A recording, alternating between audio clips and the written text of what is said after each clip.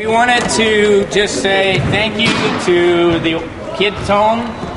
My bychom chtěli moc poděkovat představitelům to our youth. Naší mládeži. And our English students. A našim anglickým studentům. We hope you had a great time. Doufáme, že jste si to pořádně užili. We hope to see you at our next one in June. A doufáme, že se uvidíme třeba na dalším v červnu. And I want to thank the Canadian team. A taky bychom chtěli poděkovat kanadskému týmu. They will play tonight at 8:30 in Helinsko. Bude hokejový zápas v 8:30 v Linsku. But they put together a special gift package for you. Se všemi. With all of you. Jenom chci říct, I want to say, že dnešní dárky si od vás nevezmu. I don't want to take the presents from you. Protože because já už jsem dostal hodně od vás krásných dárků. I got a lot of presents from you already. A to proto taky, že jsem si u vás hodně užil a je to pro mě cennější než ty dárky. And the time I could spend with you is much worth than the presents you want to give me now. Za prvé máme tu, užil jsem si s Chrisem hodně, pomohl mě, naučil mě něco. Chris helped me a lot and learned me a lot.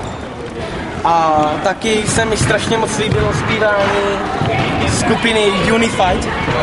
Hey, we have a camera.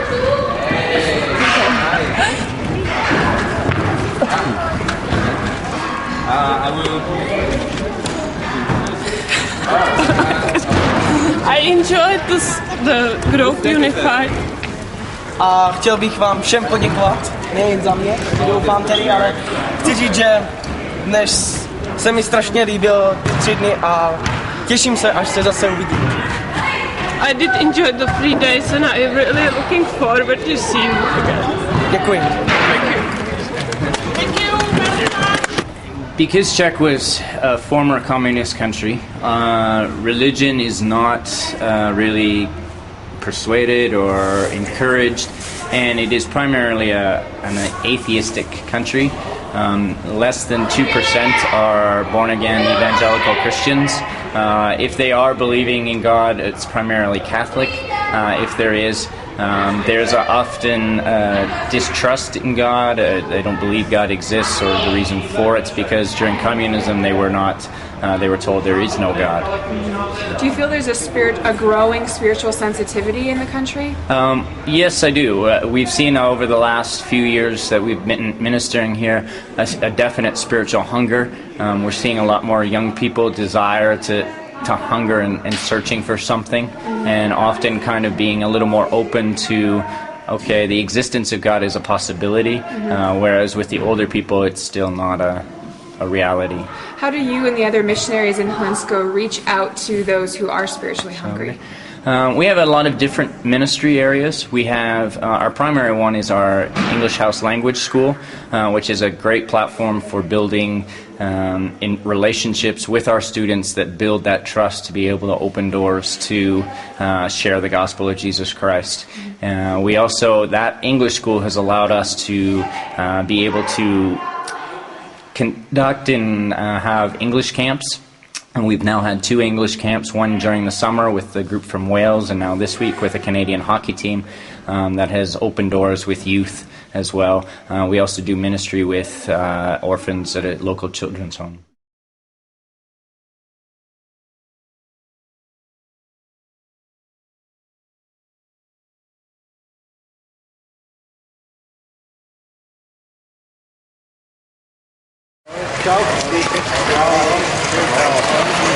I'm from Canada, and I have a little boy back at home, and he's 10 months old.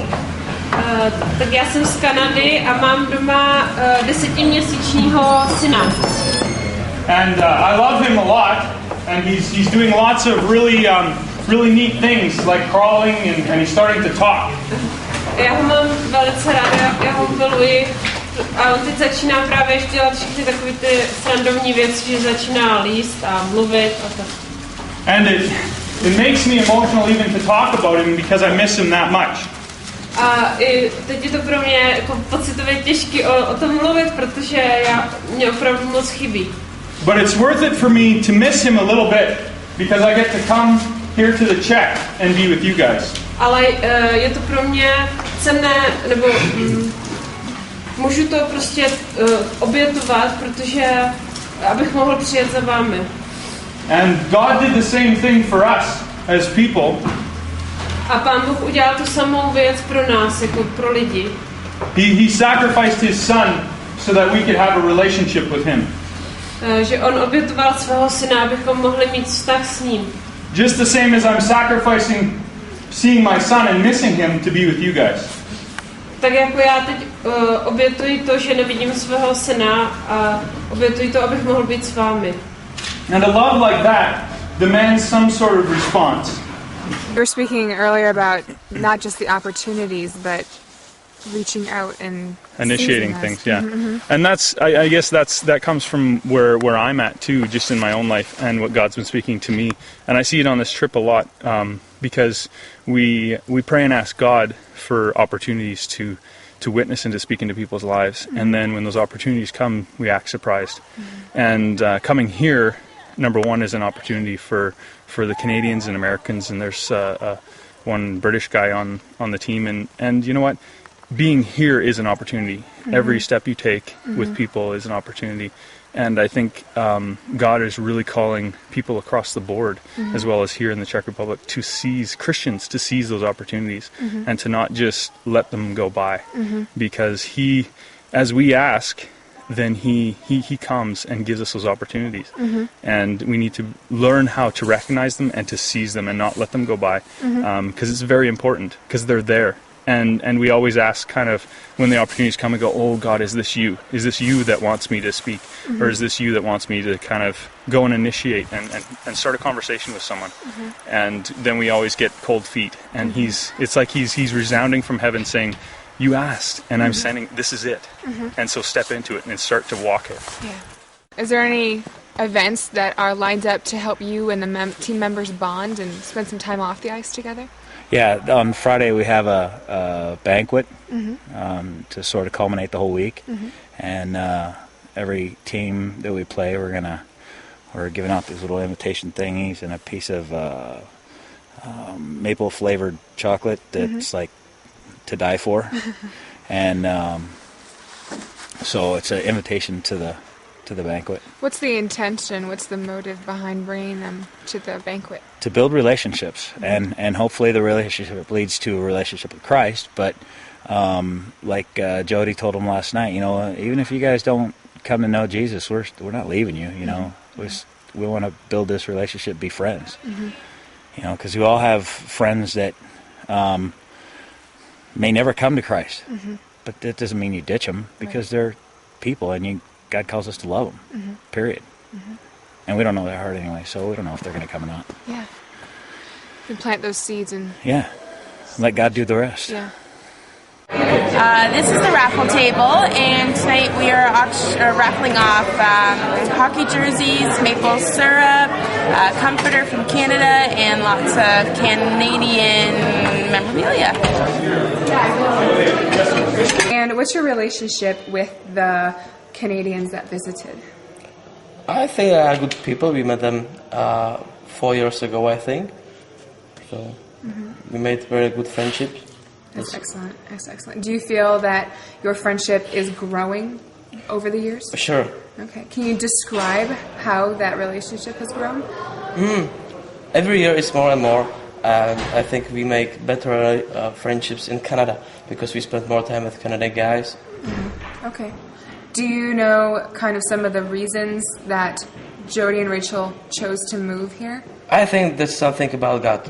Mm-hmm. We talk about it in Canada, and Jody said me, one day something touched in his heart, mm-hmm. and something say him, you have to move to Czech. Yeah, yeah. What do you think about that? It's his